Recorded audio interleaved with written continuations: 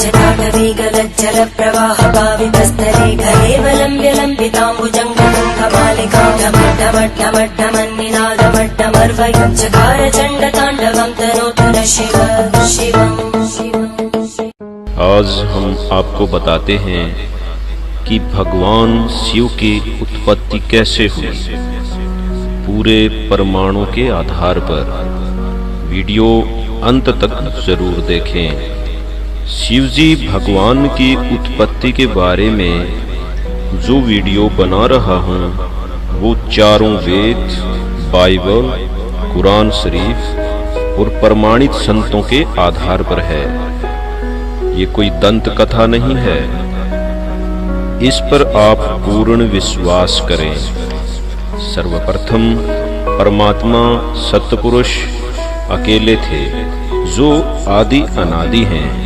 इनके एक रोमकूप का प्रकाश खरब सूर्य की रोशनी से भी ज्यादा है। इनको वेदों में कबीर देव, कुरान में कबीरन कहकर संबोधित किया गया है। ये मनुष्य जैसे आकार में है। इनका शरीर तेज पुंज का है। सर्वप्रथम सत्पुरुष ने 16 द्वीपों की रचना की। 16 द्वीपों में 16 पुत्रों को शब्द शक्ति से प्रकट किया। 16 पुत्रों में से अचिंत को सृष्टि का कार्यभार दिया गया। उनको आज्ञा दी गई कि आप सृष्टि रचना करो। अचिंत ने सृष्टि रचना के सहयोग के लिए अक्षर पुरुष की शब्द से उत्पत्ति की। अक्षर पुरुष इसके बाद निद्रा में चला गया। अक्षर पुरुष को जगाने के लिए मान सरोवर में परमात्मा ने जल में एक अंडा छोड़ दिया, जिससे अक्षर पुरुष की निद्रा भंग हो गई। उसके क्रोध से अंडे के 2 भाग हो गए। उसमें से एक पुरुष की उत्पत्ति हुई, जिसको बाद में ब्रह्म और काल कहा गया।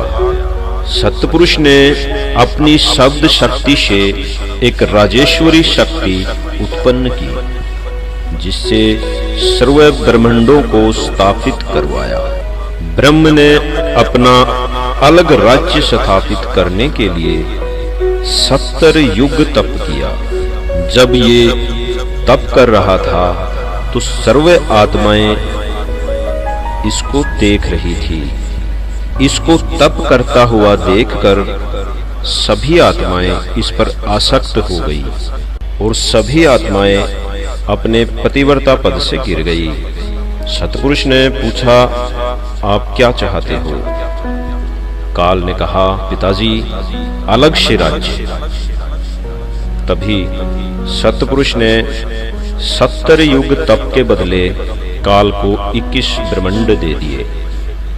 सतपुरुष ने उससे 3 गुण और 5 तत्व भी प्रदान किए। फिर आत्माओं की प्रार्थना की कि भगवान कुछ आत्मा मुझे दे दो जिससे मैं सृष्टि चला सकूं। सतपुरुष ने कहा कि जो साथ जाना चाहे वो जा सकता है। सबसे पहले पराशक्ति आत्मा ने हाथ उठाया। उसके बाद बहुत सी आत्माएं साथ चलने को तैयार हो गई। पराशक्ति अर्थात दुर्गा भी साथ चल पड़ी।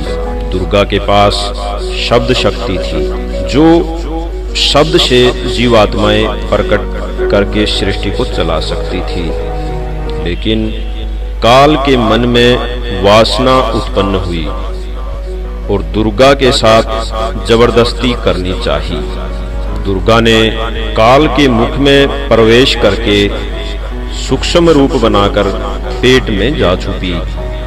उसी समय सत्पुरुष, जो कि जोग जीत का रूप बनाकर प्रकट हुए, उन्होंने काल को श्राप दिया कि तेरा नाम आज से काल होगा और तू हर रोज 1 लाख प्राणियों मनुष्य देह प्राणियों का भक्षण करेगा।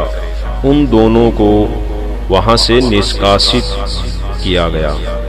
उसके बाद वे सतलोक से 16 शंख कोस दूर पर आकर रुक गए। फिर जबरदस्ती काल ने प्रकृति अर्थात दुर्गा से शादी की और पति पत्नी व्यवहार करके 3 संतानें पैदा की, जिनके नाम ब्रह्मा, विष्णु और शिव हैं।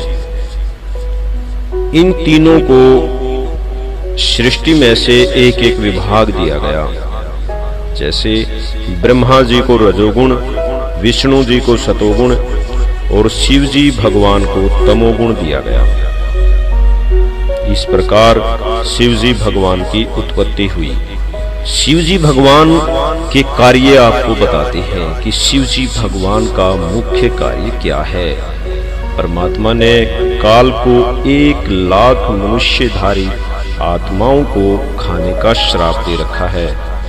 शिव जी भगवान काल के लिए 1 लाख मनुष्य देह प्राणियों को मारने का कार्य करते हैं। आइए अब आपको अपने धार्मिक ग्रंथों से प्रमाणित करके दिखाते हैं कि शिव भगवान की उत्पत्ति कैसे हुई। भागवत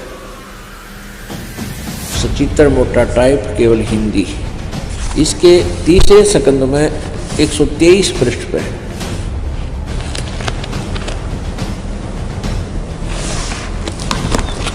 ये है संक्षिप्त देवी भागवत तीसरा स्कंद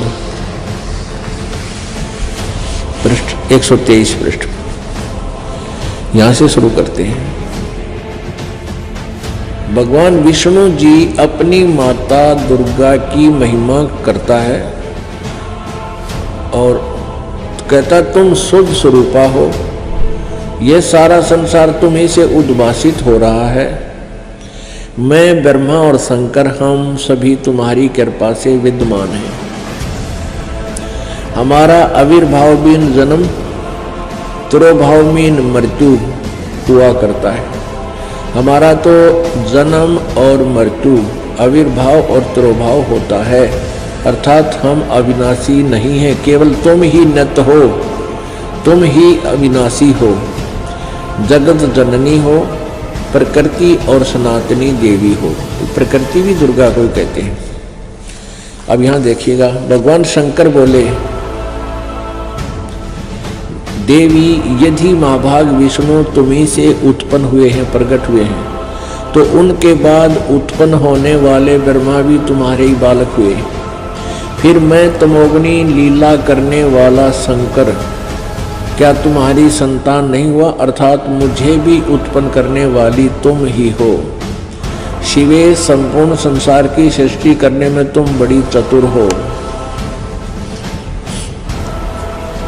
इस संसार की सृष्टि स्थिति और संहार में तुम्हारे गुण सदा समर्थ हैं। उन्हीं तीनों गुणों से उत्पन्न हम ब्रह्मा, विष्णु एवं शंकर, यानी रजगुण ब्रह्मा, सतगुण विष्णु, तमगुण शिवजी शंकर नियम अनुसार कार्य में तत्पर रहते हैं।